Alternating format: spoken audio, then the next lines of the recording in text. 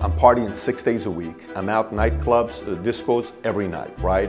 Life is going very fast, very fast, very fast. And then one day, boom, I get a phone call. My dad had a heart attack. He goes to the hospital. And I said, my dad's not gonna die from money. So the next day, literally, the way I worked from that day till today has been nonstop. I worked intentional. I was always a worker, but I worked just to work. I started working with an intention of here's what I'm gonna get. So it was a different kind of a work ethic when you know what your target is versus you're just working to work. That intention makes you more focused and you get better results. That was just bam, bam, bam, bam. No fears. We're never afraid. I'm saying, I don't know. It's like there's so many contradictions in life. I've really enjoyed it, man. Thank you. Soyez déraisonnable. Ayez l'audace de choisir vos valeurs pour faire de vous un grand leader pour un monde meilleur. Bonjour à tous les amis, c'est Franck Nicolas, c'est chaud de vous avoir aujourd'hui avec nous avec un invité juste hors du commun. On pourrait peut-être même parler de clichés américaines, de rêve à l'américaine. En fait, on est en plein dans ce type de parcours juste incroyable. Ça a commencé avec une situation de détresse sociale, familiale. On est en Iran, on est à Téhéran, on est en pleine guerre, on est en 89. Sa famille doit immigrer, elle arrive dans un camp de réfugiés en Allemagne. Ensuite aux États-Unis, il arrive ici, il a 12 ans. Il est parti de zéro et aujourd'hui, sa valeur en fait estimée en termes de finances, parce que la valeur, la richesse de l'homme, vous allez la voir, c'est 250 millions de dollars. Hello Patrick. How are you? Good. I can listen to you speak all day. What a beautiful language, you know? Did you understand? No, not at all. No. Patrick, je sais que tu connais un véritable succès à ce stade de ta vie, mais ce que j'aimerais, c'est commencer par le tout début. À quoi finalement ressemblait ta vie lorsque tu habitais en Iran? Yeah, so I was born and raised in Iran during the Iranian Revolution. It was not a good time to be born, and streets were filled with millions of people revolting. And while we were living there, my mom was a little bit concerned because of the war that was going on between Iran and Iraq. It was always war. We were always getting bombed. One day, we got bombed on 165 times while we're living in Tehran. And we waited for our green card 1 year, 2 years, 3 years, 4 years. Finally, it's like, no, we can't wait for the green card. My mom said, we got to get out of here. My mom and dad had a conversation. 6 weeks after Khomeini died, we escaped Iran and we went and lived in Germany at a refugee camp. And that was November 28, 1990 when I came here. But when I went to Germany, it was around July 15th of 89. And I lived at this refugee camp for about a year and a half in Germany before coming to the States. Il y a une scène dont tu parles dans ton livre, et c'est une scène qui m'a marqué parce que ça a été un déclic pour toi, c'est la scène du pont sur lequel il y a une bombe qui explose. Yeah, so I'm probably 8 years old. We're crossing this bridge. My dad is trying to take us to a city called Karaj. Karaj is like 2.5 hours away from where we're living in Tehran. And we're going over a bridge. There's this massive light behind us. My dad tells us not to look back. My sister and I look back in the window and we see a massive explosion. The bridge is coming down, probably 50 yards behind us. And we drive over. And you're looking in the sky, you're seeing stuff. But we had no clue what was going to happen. We went to Karaj. They started bombing in Karaj. And then we went to Bandar Pahlavi, which is like port of Pahlavi at that time, northern Tehran, closer to Caspian Sea. And then they started bombing in a city called Rasht, and we lived in Bandar Pahlavi for like 3 months. We don't know what's going to happen. And then eventually, it was so ugly, my family was like, we're done. We got to figure something out, and that's when we escaped Iran. It's very vivid. The memory is very vivid. I remember it as if it's yesterday. But, you know, that's exactly why we love being where we are as much as we are. You know, things like that almost needs to happen for man to value freedom. To be able to build a business, freedom to be able to say whatever you want to say, freedom to be able to be rich, be poor, be a Christian, be an atheist, not believe in God, be a sportsman, be not a sportsman, be rich. It doesn't matter. It's your freedom to do that. We didn't have that in Iran. But I feel like I almost had to go through that to appreciate what we have today. Comment on se sent quand on quitte son pays, qu'on arrive dans un autre pays, dans un camp de réfugiés, et ensuite aux États-Unis, et qu'on est enfant? Quels sont nos espoirs, nos passions, la perte de repères? Comment est-ce qu'on se sent à ce moment-là en termes de confiance en soi? Yeah, it's so crazy to say self-confidence. Like, I don't even know if I know what self-confidence is. You know, to me at that time, it's more about, you know, the word I would use is disruptive. I would use the word of unstable. You haven't seen, don't see my dad while I'm in Germany. My parents are about to get through a divorce. Everything's hitting at the same time, right? From every angle, and you're trying to figure out what to do. You don't know what to do. You're concerned about what to do. So it's more unstable than anything else. There was high level of fear. There was high level of anxiety. There was high level of panic. You're hoping your mom knows what to do, but your mom is crying. She's worried. I'm looking at my sister. My sister doesn't know what's going to happen. I can't get a hold of my dad. I haven't spoken to my dad for 2 years. Very, very unstable. But what that did during that period that I was in Germany, I don't know what it is to be a boy. I went from being a 10-year-old boy to 18 years old in 1.5 years. So I was a 12-year-old boy who had to act like he was 18. I was my sister's older brother. I don't know this age. This age, I don't know what it means to be that age. I don't know. I had to grow up. It's a very, very strange dynamic, but this forced me to grow up. So I know what it is to be up to 10 years old. Then I missed 8 years, and then all I know is 18 and on. Because this phase is a non-existent phase. Et maintenant, avec du recul, est-ce que tu ne penses pas finalement que cette période que tu as perdue, tu es en train d'écrire ici, finalement, elle est encore en toi aujourd'hui, elle fait de toi un homme plus fort? Oh, there's no question about it. The best explanation to give is the following. So say you go get a job and you work in 8 to 5 for 20 years. You do your job, every year you get 3 to 7% raise. Every year you get Urlaub, 2 weeks, 30 days vacation. You do what you do. You go to Hawaii, you go to St. Bart's, you go to wherever you go to vacation, right? Okay, that's 20 years. Versus, I'm 22. You're a friend of mine in college. We start a company together and we do a startup where we're working Monday from 7 a.m. to midnight every day, and on Sunday we're working 10 hours for the first 3 years. I learned more in those 3 years of a startup than a person does in 20 years of corporate. That's exactly what it is. So this is why some people who I'm doing an interview with and I'm hiring them to work with the company, if they've ever worked in a startup, they have scars. They have, you have to have thick skin because you have to learn faster. You have to be like, oh, what are we going to do with this? What are we going to do with that? What about this? Oh my God, it's like so fast, right? So I experienced startup during this 8-year period that was just bam, bam, bam, bam, bam, bam. This 1.5 years, which was constant, so it forced me to grow. So this is startup versus maybe somebody would have gone typical corporate route. Et en même temps, je ressens en toi, oui, il y a le patron, le père de famille, l'homme sérieux, l'homme d'action, l'homme très cognitif, et il y a aussi une grande capacité à te replonger aussi dans une autre facette de l'enfant, de l'amusement, du fun. It's crazy. I was with Joe Rogan last week, and while we're having dinner both nights, 2 very other successful comedians, and I said, what is the DNA of a comedian? Okay, what does it take to be a great comedian? You know what every one of them said what it takes to be a great comedian? A great comedian has lived a very difficult life. Why? Well, say a son is living in a house where it's trauma, fights, divorce, drugs, alcohol, beating, they just constant financial problems, constant issues, moving 10 times a year. It's so problematic that the only way to stay sane is humor. You have to laugh to allow you to handle the pressure, right? So I think the reason why sometimes people say, well, Pat, you look like you're a man's man, you're competing, but also you got a fun side of it, because I don't have a choice. I have to have comedy and humor in my life to handle all the pressure. If you think about Elon Musk, look at Elon Musk, how big of a troll he is. Most people don't realize this guy's a big troll, right? So why is he trolling? Because no one has more pressure than Elon Musk. To take everything, you have $170 million, you put it in Boring Company, you put it in SpaceX, you put it in Tesla, you put it in, and then you have nothing left to yourself. How much pressure are you carrying? That's a lot of pressure, right? Over the years. So what do you need? You need humor, you need laughter, you need levity, you need all that stuff. So I think if you watch a military movie, almost every great military movie you'll see, and they show when they're just sitting there, they're eating, they're smoking something, and they're just talking to each other, you will almost always see somebody that's joking, somebody that's telling jokes, somebody that's making each other laugh, because pressure is here, laughter brings it down. So in Iran, pressure is here, we have to laugh. So we were all comedians in my family.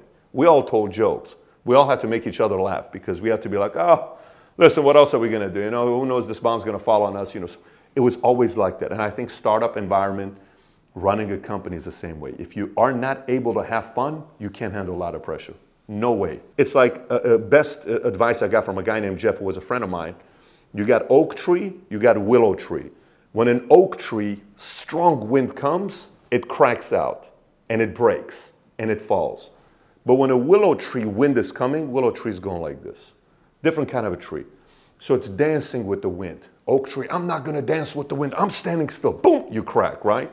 Willow, you kind of go like this. Like grown men, when a car accident happens, they'll typically say, oh, he tenses up. When you tense up, you get hurt, you know, certain things in your body. But kids, when there's a car accident, they're typically okay because they're more nimble. They're willow, right? So I think humor is a very big factor. If you're trying to do something very, very big in your life that's got a lot of pressure, you need humor, you gotta have fun.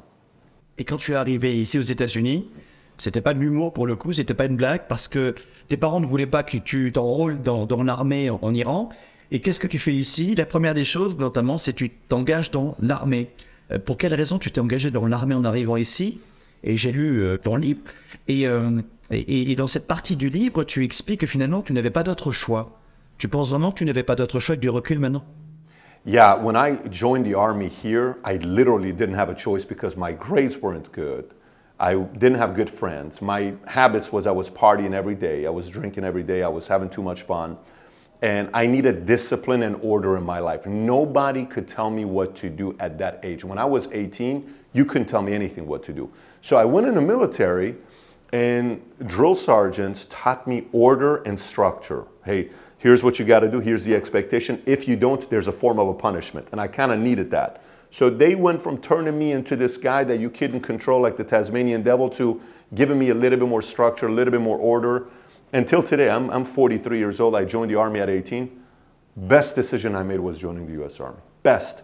In the Army, I'm from California and I'm from Iran, so I learned how to deal with people from New York, people from South Dakota, North Dakota, Mississippi, Alabama, Texas. So I had to learn how to deal with whites and blacks and Asians and Filipino, Hispanics, Puerto Ricans, Dominicans, everything. So one of the benefits I got in the military is learning how to get along with people who were not from the same background as mine. So great decision, but yeah, I didn't have a choice. Army was the only real good choice I had left, and it was a great decision that was made at that time.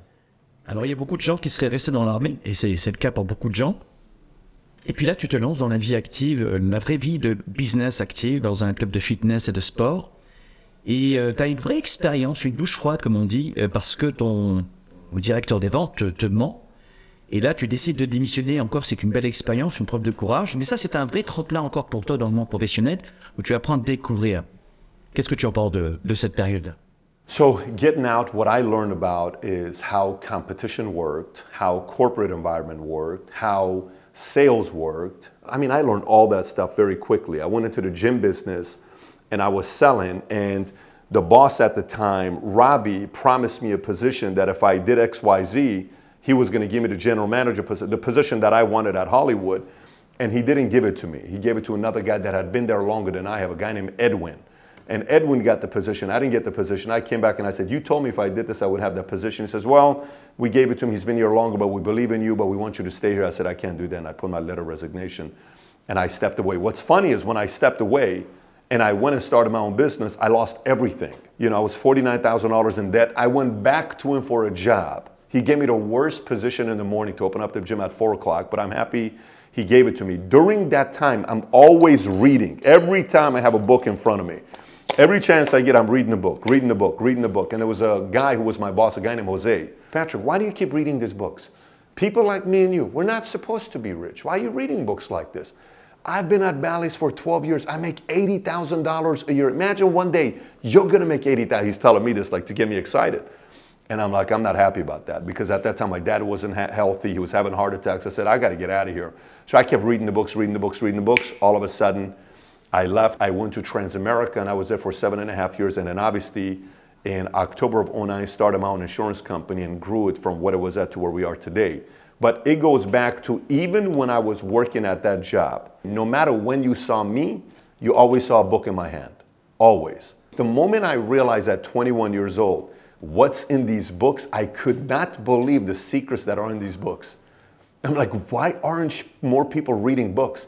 So you read 1,500 books? Yeah, at that time it was 1,500 books. And for me, and then all of a sudden I'm like, okay, so here's how you negotiate, or here's how you sell.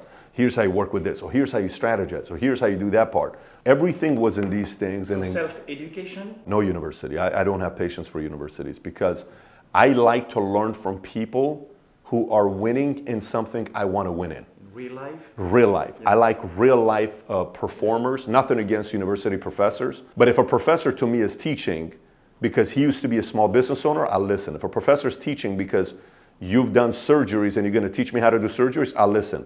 I have a hard time listening to people that just teach theories that they've never implemented themselves. They just teach me what they read in a book. I want to see in action. That's how I learn. Alors là, finalement, on lance dans le comprendre ta vie avant de passer à ta vie d'entrepreneur et de comprendre ta réussite. D'où vient ce feu sacré que tu as en toi? Et il y a un deuxième élément qui paraît important. Le premier, de mon avis, ça a été un déclencheur. Mais la finalité des déclenchements dans ta psychologie, j'ai le sentiment que c'est l'incident avec ton papa et le fait que tu n'aies pas eu la possibilité d'avoir suffisamment d'argent pour lui payer de bons médecins. Qu'est-ce que tu en penses de ça? Yeah, I remember that. So I'm partying 6 days a week. So I party from Wednesday to Monday night. I would take Tuesdays off. I'm out nightclubs, discos every night, right? And I'm drinking, I'm going to Vegas every other week, and I'm partying. Life is going very fast, very fast, very fast. And then one day, boom, I get a phone call. My dad had a heart attack. He goes to the hospital, and I go in, and I see him weak. He can't move, and they're not taking care of him. He's asking for nurses. No one's coming. Anyways, I get upset. They kick me out of the hospital. They tell me to leave. And I'm downstairs in my car, sitting on my Ford Focus, and I'm crying like a little baby. And I said, my dad's not going to die from money.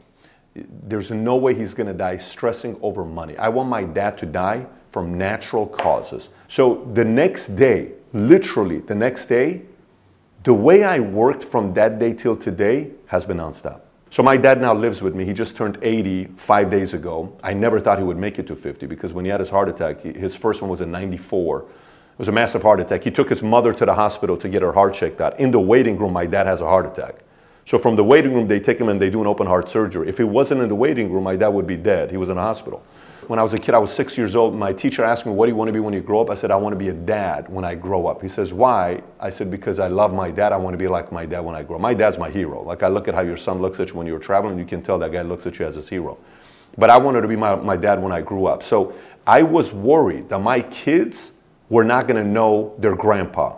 That was a big fear. You know, everybody has different fears. My fear is my kids are not going to know grandpa? No way. They have to know how special this man is. And so later on when that happened, and he had the heart attack, I came out, I went to work, and the rest is history from there. I worked intentional. I was always a worker, but I worked just to work. Like I'm working out just to work out. I'm selling just to make money, but nothing was intentional. But I was a worker because my dad was a worker. I started working with an intention of here's what I'm going to get. So it was a different kind of a work ethic when you know what your target is versus you're just working to work. That intention makes you more focused and you get better results. Wow. Est-ce qu'aujourd'hui, c'est la raison pour laquelle tu as tendance à dire que 3 jours de vacances, ça te suffit, pas plus? 3 days guy holiday, yeah, I can't. My wife will say, she'll say, she knows, after 3 days, not going to happen. Like sometimes we're taking people and we're there for 5 days. I have to work. Why? You know, for me... Do you have, again, this fear in you? Of course, I have a lot of fear. Oh my God, I have a lot of fear. But it's a different kind of fear. So my relationship with fear has changed a lot. You know, I want, like, there's a few words I wanted to understand better. I wanted to understand why I was called lazy by my dad. My dad would say, you're so lazy. Why are you so, when I was a kid, 14 years old, 15 years old, terrible grades. You're lazy. You realize, I'm like, am I lazy? Why am I lazy? So I went and studied on why they call people lazy. And then I realized being lazy is an effect of being bored. If your life is boring, you're lazy. If you watch a boring movie, you fall asleep. If you are at a show and it's a boring show, you're not interested, you're going to yawn. And you go, because you don't care about Broadway, you don't care about Oprah. So the key is boredom. The key is not laziness, right? So for me, fear, I wanted to understand better. Have you seen, do you guys watch Batman? Have you seen the movie Batman? Okay.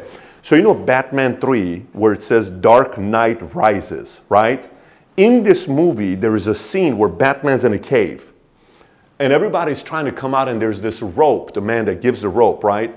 And every time he tries to come out with the rope to climb up, he keeps falling down. They tie the rope around him. He has to make this one jump, and no one could make that jump. Only one person made that jump, and it was a child, right? You know that scene, okay. So he keeps going, falls down. So he starts some push-ups, sit-ups, you know, I'm gonna make it, goes up, jumps on, goes up, jumps on. Finally, he thinks he's ready. He goes to make the jump, and he falls down, and he comes down, and this old man tells him, he says, stop trying. He says, why? He says, you're never gonna make it. He says, why am I not gonna make it? The child make it. If the child can make it, I can make it. He says, no. The child didn't live a life of luxury that he had everything and everything was given to him. He says, you're never gonna make it because you're not that child. So then he's in prison talking to a blind prisoner, and the prisoner says, you know, you keep trying to make the jump, but you're not making it. You know why you're not making it? Why? You're not afraid. He says, I am afraid. No, you're not. You don't fear death. Yes, I do fear death. What are you afraid of? I'm afraid of dying here with my people in Gotham burning down. That's what I'm afraid of. He says, then if you're afraid of death, make the jump like the child did. How? Without the rope. So then he doesn't use the rope, he's jump, because if you don't have anything to fall back on, you jump stronger, right? Then he makes it out and he throws the rope, everybody, sets them free. I think sometimes we are afraid of fear. We're no fear. We're never afraid. I'm saying, I don't know. It's like there's so many contradictions in life. You know, there's so many. You read something and it makes sense to you in your 20s. Then in your 30s, you read something else. You're like, you got you got to adjust. Then in your 40s, you're like, I don't even know what. So this is why Socrates, Danny says, the only thing I know is that I know nothing. Is because I think we're constantly understanding life better, right? It's like a big puzzle you're trying to solve. And every time your age starts with a new number, it's a new puzzle. And your 1 is a different puzzle, 2, it's a different puzzle, 3 is a different, and I don't think it ever ends. For me, I am afraid, but I understand how to use my fears differently today than I did before, in a big way. Et c'est la raison pour laquelle tu as pu t'aimerais lancer avec ton entreprise d'assurance. Et est-ce que c'est à ce moment-là que tu as ressenti que tu étais bien parti dans ta carrière et que tu étais réellement en train de gagner finalement comme homme d'affaires? Yeah, but I had no clue what I was doing. I didn't know what it is to be a CEO. I didn't know how much things cost.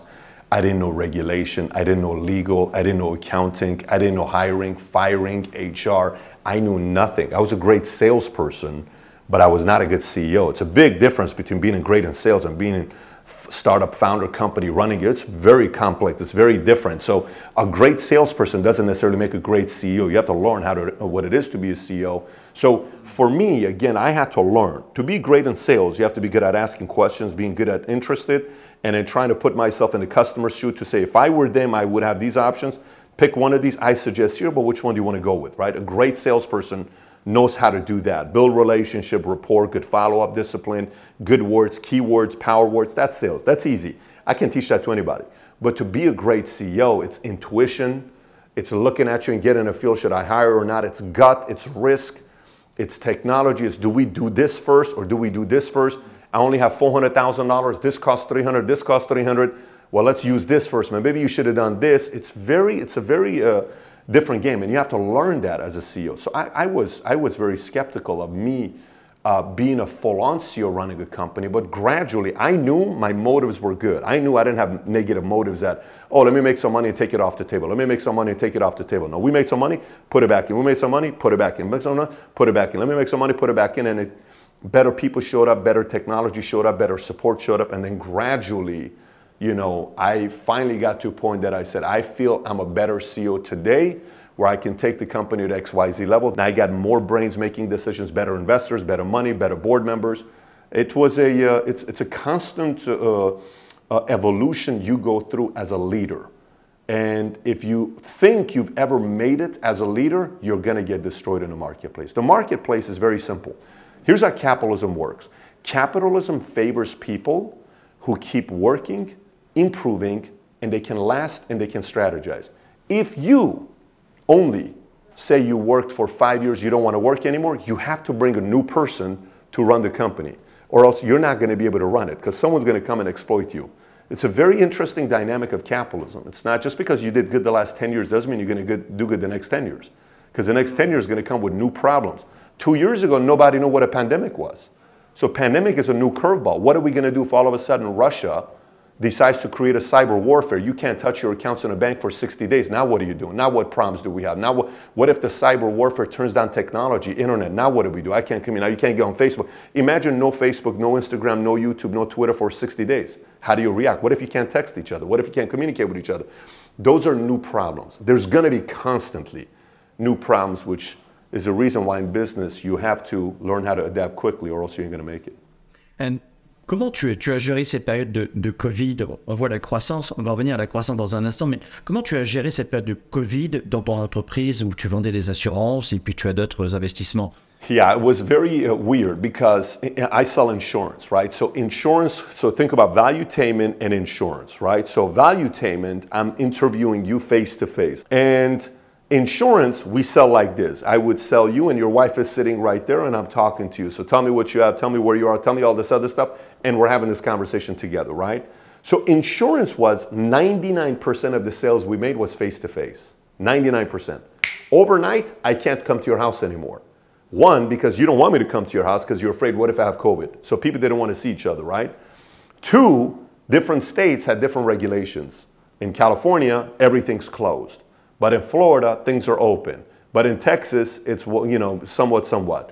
In DC, it's different. So now I have to learn all the different states on what they're doing. So we had to go from 30 days. In February, everything we sold was face-to-face. 1 month later, in March, April, 100% of things we're selling is through Zoom. So presentation is through Zoom. Talking to you and your wife is through Zoom. Everything was through Zoom. That was a massive adjustment that we had to make. But we learned that if I want to run 7 appointments in New York, I would have to fly to New York, but now I can run 7 appointments in New York and I don't need to fly to New York. Now I can just talk to you. So it accelerated growth in a big way through Zoom. Today, selling clients to policies to clients, we do face-to-face and we do Zoom so we can adapt both ways. But it was not easy the first 4 to 6 weeks. We had to adapt and adjust very quickly. At any point, I'm like, I don't know what's going to be happening, but everybody pivoted quickly and it benefited us. It hurt a lot of people though during that time. Et finalement, maintenant, on peut parler de vrais grands succès dans ton entreprise. Combien tu as d'employés? Comment tu organises tes business? Est-ce qu'il y a une partie en toi qui est aussi fortement articulée et tournée vers l'investissement? Quels sont tes investissements? Comment est-ce que tu articules aujourd'hui ta vie professionnelle et ton succès finalement? Yeah, so I run the insurance company that's grown. It grew from 66 agents. We have over 20,000 agents in the company and 120 offices. 100 employees out of Texas there. Then you're in the office here, Valuetainment. We bought 2 buildings here. This is one of them. We have around 50 employees here. And then I have an app company that we're running. And then I have Valuetainment Investment Group. We're raising capital for people. And then we're working on 2 books right now. One is a business book, one is a fiction book. And then I do podcasts and I have shows, interviews. And then married, 4 kids, you know, 10, 8, 5, 9 months, and a bunch of other projects. For me, I'm at a phase of my life that I am cutting more things out in my life than before. Meaning, if certain relationships I had that all they want to do is call and complain about everything, I can't help you, right? Certain business relationships I had, certain investments that I have, certain projects that I have, if it's not a big vision to do something that's astronomically big, I don't have any interest. The small things, hey, we can get you 10% rate of return. I'm not really interested. I'm more interested in the things to do that are bigger. And so the filtering system of what I would entertain today versus before is very, very different. I am an operator, so I understand what it is to be an operator. Like, you know, a week and a half ago, people are like, well, Pat, you know, Elon Musk, he bought 9.2% of Twitter. You know, do you think he did it as an investment? I'm like, Elon Musk doesn't need to make an investment. Elon Musk is an investment, meaning his name is an investment. He's an operator. An operator knows how to take this, buy this drink company, Sadaf, and turn this into a billion-dollar company because he is an operator, right? So I'm an operator. So I like to operate. I like to see how to grow a company internally. And that's the angle we come from. So anything that I can help do that, that's where my value is. Real estate isn't my specialty. So Bitcoin, NFT, it's not my specialty. I have Bitcoin, I have Ethereum, but it's not how I'm going to make my money. My money is going to be made building businesses. That's how my money's going to be. And of course, I have a lot of investments. I like to build. I like building companies. From scratch, yeah, I enjoy. There's something about it because it's hard, but the upside is also very big. Like right now, we're building a media company. I don't know what it is to build a media company. I've never built a media company. What is the business model of this company? So we're going to have an OTT, recruiting talent, podcasters that we're bringing in, original content, shows, documentaries, movies. That's going to be the media side. So there'll be the news aspect, sports aspect, comedy aspect, humor, music, all of that. And there's sequence on how we do that, but that's the next venture on what we're doing. Dans ton dernier livre, Les 5 coups d'avance, tu as laissé un message qui explique que finalement, un joueur d'échecs, c'est 12 coups d'avance. Un très bon joueur d'échecs, quelqu'un qui ne sait pas très bien jouer aux échecs, c'est 0 voire 1 coup d'avance. Et tu recommandes 5 coups d'avance, d'où le nom de ton livre. Quels sont les 5 coups d'avance que l'on peut aujourd'hui, que l'on doit maîtriser en business selon toi? Et tu en parles dans ce livre notamment. Oh, for everybody, it's different. You know, they have to battle with your next 5 moves. The book was supposed to be named Your Next 15 Moves, but the publisher said 15 is too much. It's overwhelming. 5 is a good number, so we named it Your Next 5 Moves. So for me, when Elon Musk said, I'm buying 9.2% of Twitter, everybody's like, oh, it's an investment. Oh, he's not buying it as an investment. Oh, next, the CEO of Twitter asked him to be on the board. Oh, wow, they have a very good relationship. Next day, Elon Musk turns down being on the board. Oh, why is he turning down being on the board? Oh, it's probably just an investment. Next day, Elon Musk makes an offer to buy 100% of the company. What happened? Well, before he made move number 1, he knew he was going to make this move as move number 4. He knew it. And he knew, you know what the next move is? Next move, the board said, no, we're not going to sell it to you. They have this one clause that they have for poison, whatever they call it, that somebody cannot come and do a hostile takeover. What they don't realize is Elon has 5, 10 other moves as well. They're not playing the same game, right? So in your life, a lot of times, so, you know, I want to make so much money, so one day I want a Ferrari. Okay, let's just say you want to own a Ferrari. Well, if Ferrari is supposed to be move 19, but you make it move 3, your company is going to be this big. But if you make Ferrari move 19, not move 3, now your company is going to be this big. Okay? So when do you buy the Ferrari? When do you buy the nice clothes? When do you buy the big house? When do you hire this person? When do you go raise money? When do you expand to a new market? Everything is sequencing, right? The moves. The best ones do the moves in the right order, okay? While the reckless ones are just like, I want it all right now. It just doesn't work that way. You have to be patient. So your next 15 moves requires a lot of patience up front and a lot of execution behind closed doors that nobody sees you doing. Pour finaliser notre atterrissage de notre belle rencontre aujourd'hui, quel conseil tu pourrais donner à quelqu'un qui part de zéro, qui en a ras-le-bol de sa vie, ou qui n'a pas de connaissances techniques, marketing, vente, argent, qui part vraiment de zéro et qui veut avoir un parcours qui pourrait être identique au tien et qui pourrait être épanouissant? My number one advice is work for somebody that's very good to learn from them, shadow them. So in life you have 2 choices, right? You either have a choice to be the face where all the pressure is on you, okay? So take sports. You like soccer? Yeah. Ronaldo. You can be Ronaldo or you can join Ronaldo. You can be Elon Musk or you join Elon Musk. There's 2 choices that you have. Now, if you want to just be small or whatever, it is what it is. But when you choose to be that person, all the criticism, articles, negativity, pressure, everything, expectations on you, 99% of people don't want that, right? They don't want to have that kind of pressure. If that's somebody that says, I don't want to have that kind of pressure, well, you're better off joining that person. When you work with a person like that for 1 year, 2 years, 3 years, 4 years, 5 years, 10 years, you're learning what he does right, what he does wrong, weaknesses, strengths, how we handle the crisis, how we handle an issue. Then all that mental notes gets taken here, right? And then one day you say, hey, I've been here with you for 3 years. I'd like to have a piece of the company. The owner is going to say one of 2 things, which is what? Yes or no?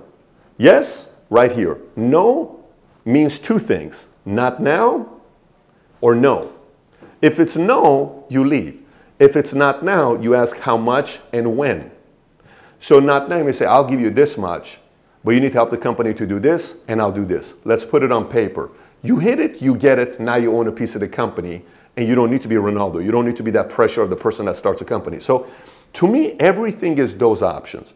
Either choose to be that person, but know that it's very, very, very hard, or join that person and run with them. You got one of those two choices. Qu'est-ce que ça veut dire pour toi, vivre sa vie à 110%? I don't know how to answer that, but I will tell you, like, to me, what success means to me is alignment. And here's what's alignment. If this is my vision, I want to live something, I want to do something big with my life, but I'm very lazy and I don't work hard, that's not aligned. These two have to be aligned. Every time I have been happy, content, fulfilled is when my values and principles match my behavior. If these two are like this, you're on fire. If it's not, you're bitter, you're upset, and nobody knows it. We can lie to everybody. Well, I know everything's okay. No, it's not. You're not living an aligned life. So I've experienced in my life that no matter when I live an aligned life, I have higher rate of success than when I'm not. So that to me has been success. Because, some people will watch us and they'll say, who cares about having so much money? Who cares about that house? Nobody. I care. But, to you, you don't have to care about it. But if you don't care about it, you're very happy living a normal life, and deep down inside you're not envious, you're happy. But if you want to live a normal life, but you're upset that you are going here, no, you're not. You have a problem. You're not aligned. So that's typically where the conflict takes place with most people. Thank you very much, Pat. I've really enjoyed it, man. Thank you.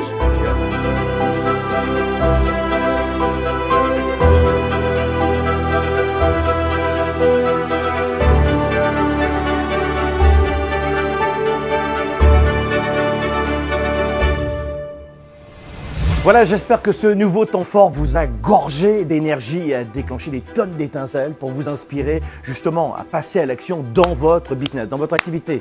Mais avant de partir, j'ai un livret digital que je souhaite vous offrir. Ça va vous accompagner, vous aider, notamment dans le développement et la croissance de votre activité. J'utilise notamment ce livret moi-même tous les jours dans mes entreprises. On l'a intitulé tout simplement 25 questions stratégiques pour développer votre entreprise. Vous savez, votre capacité à penser, à planifier et à agir de manière stratégique va affecter vos ventes et la rentabilité de votre activité plus que toute autre chose que vous ferez. Une idée égale de l'or pour un entrepreneur. Et très souvent, un seul changement, ça peut entraîner une différence majeure dans vos résultats. Et ça, vous le savez. Justement, ce livret digital que je vous offre maintenant va vous aider à faire la clarté sur ce que vous devez faire dans une heure, dans un mois, dans un an, plus de vision. Pour l'obtenir gratuitement, dès maintenant, c'est simple, cliquez sur le lien.